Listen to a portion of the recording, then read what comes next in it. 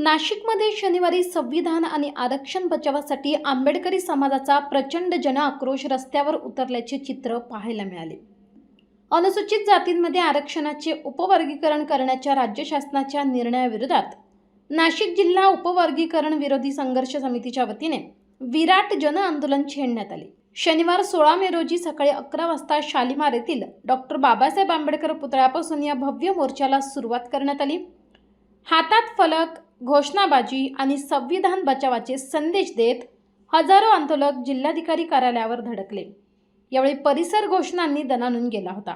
होय, आमचा उपवर्गीकरणाला विरोध आहे। हर जोर जुलूम की टक्कर में संघर्ष हमारा नारा आहे। आरक्षण आमचा हक्क आहे, भीक नाही, अशा आक्रमक घोषणांनी संपूर्ण परिसर हादरून गेला। आंदोलकांनी शासनाच्या कथित संविधानाविरोधी आणि आरक्षणाविरोधी धोरणांचा तीव्र शब्दात निषेध नोंदवला। या आंदोलनातून सरकारला आंबेडकरी समाजाची एकजूट, ताकद आणि ठाम विरोध दाखवून देण्याचा इशारा देण्यात आला। संविधानावर कुठलाही आघात सहन केला जाणार नाही। आरक्षणाशी छेडछाड करण्याचा प्रयत्न झाल्यास रस्त्यावर उतरून तीव्र संघर्ष केला जाईल असा इशारा आंदोलकांनी दिलाय। आंबेडकरी चळवळीच्या सर्व नेत्यांनी आज जो काही रस्त्यावर उतरलेले आहे, हे राज्य शासनाला आणि केंद्र शासनाला याचं लक्ष वेधण्यासाठी आम्ही आलेलो आहोत आणि म्हणून मी सुद्धा या मोर्चाला पाठिंबा देण्यासाठी आलेलो आहोत। आरक्षणाला जर धक्का जरी लागला तर आपण जर बघितलं असेल का हजारो लोक या ठिकाणी रस्त्यावर उतरलेले आहेत आणि त्याचा जर कोणी प्रयत्न करत असेल तर हा संपूर्ण महाराष्ट्र पेटल्याशिवाय राहणार नाही। आणि म्हणून जे उपकेंद्र वर्गीकरणाच्या विरोधात जे अंमलबजावणी करण्याचा प्रयत्न करत आहे त्यांना आम्ही ठणकावून सांगण्यासाठी आज या ठिकाणी आलेलो आहोत आणि याला विरोध दर्शवण्यासाठी आलेलो आहोत। जय भीम। जिल्हा लेवलला मोर्चे काढून राष्ट्रीय चर्मकार महासंघाने निवेदन दिलेले आहेत। त्याचप्रमाणे पक्षाचे सर्व ज्या काही गट आहेत त्यांनी सुद्धा संपूर्ण महाराष्ट्रामध्ये आंदोलन केलेले आहेत। सगळ्या मागासवर्गीय समाजाने आंदोलन आहे, कारण अनुसूचित हा जो काही मुद्दा आहे हे आमचं मागणं नाही। आमचं मागणं आहे की तुम्ही अनुशेष कमी भरा। आमचा अनुशेष 2,74,000 बाकी आहे, तो अनुशेष भरण्याचे काम तुम्ही करा आणि मग त्याच्यानंतर तुम्ही आम्हाला सांगा समिती नेमली तिचा आमचा काही संबंध नाही। आमचं मागासवर्गीयांचं एकही समितीवर माणूस नाही। त्याच्यानंतर ती समिती आम्ही कॅबिनेट टाकली, इतर थांबून टाकली।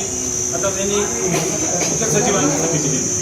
मुख्य सचिवांच्या समितीमध्ये मागासवर्गीय सेक्रेटरी सुद्धा नाही। म्हणजे अशी सगळी परिस्थिती आहे। हा अन्यायकारक निर्णय आहे। मुख्यमंत्र्यांची वेळ मागितलेली आहे, एवढ्या 2-3 दिवसात ती वेळ देणार आहे आणि हे मुद्दे आम्ही प्रखरपणे मांडणार आहे।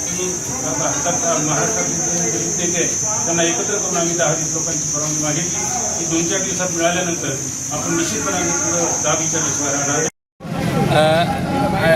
SC आरक्षण उपवर्गीकरण संघर्ष समितीच्या वतीनं आम्ही सर्व पदाधिकाऱ्यांनी निवेदन दिलं। समितीला चर्मकार संघाने सुद्धा पाठिंबा दिलेला आहे। आमचं असं म्हणणं आहे, जो बदर समितीचा अहवाल आहे तो शासनानं तात्काळ रद्द करावा। त्याचबरोबर आमच्या आरक्षणाला धक्का लावू नये। आमच्या आरक्षणाला जर धक्का लावला तर प्रचंड महाराष्ट्रामध्ये जनआक्रोश झाल्याशिवाय राहणार नाही। त्याचबरोबर आम्ही मातंगांना लहान भाऊ समजतो। त्यांनी कुठल्याही घाणेरड्या पोस्ट मोबाईलवर टाकू नये। जर मोबाईलवर जे लोक टाकतील त्यांना बाबासाहेब आंबेडकरांचे भीमसैनिक त्याच पद्धतीनं भीमटोला पद्धतीनं उत्तर देतील, याची नोंद सर्वांनी घ्यावी। गव्हर्नमेंटला आमचं असं म्हणणं आहे, आमच्यामध्ये सत्ताधारी पक्षाचे आमचे खरे समाज बांधव जे बौद्ध आहेत, जे बाबासाहेबांच्या समाजाला मानतात, ते सर्व लोकांनी पाठिंबा दिलेला आहे। त्यामध्ये चर्मकार संघाचे बबन घोलप यांनी पाठिंबा दिलेला आहे।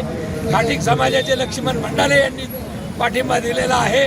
त्याचबरोबर विविध पक्ष संघटनांमध्ये शिवसेना शिंदे गटाचे नेते आयुष्यमान विवानंद आप्पा काळे, राहुल भाऊ दिवे, त्याचबरोबर सनीभाई रोकडे जिल्हा अध्यक्ष यांनी सुद्धा पाठिंबा दिलेला आहे। सामाजिक कार्यकर्ते आमच्या समितीचे सदस्य आहेत। त्याचबरोबर अर्जुन नाना पगारे यांची जिल्हा सरचिटणीस म्हणून या समितीच्या मध्ये आम्ही निवड केलेली आहे।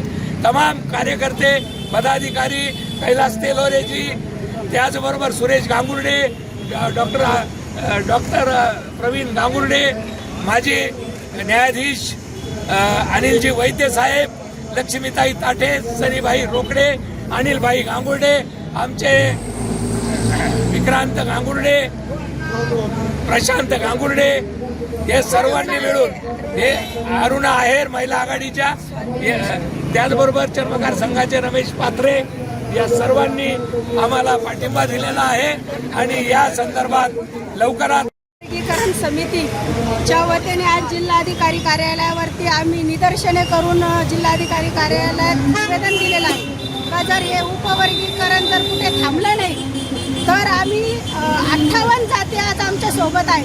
आज माजी मंत्री बबनरावजी घोलप चर्मकार समाजाचे नेते त्यांनी पाठिंबा दिलेला आहे. आमचे बंधू राहुल भाऊदिवे हेही सत्ताधारी पक्षातले असताना समाजाला पाठिंबा दिलेला आहे.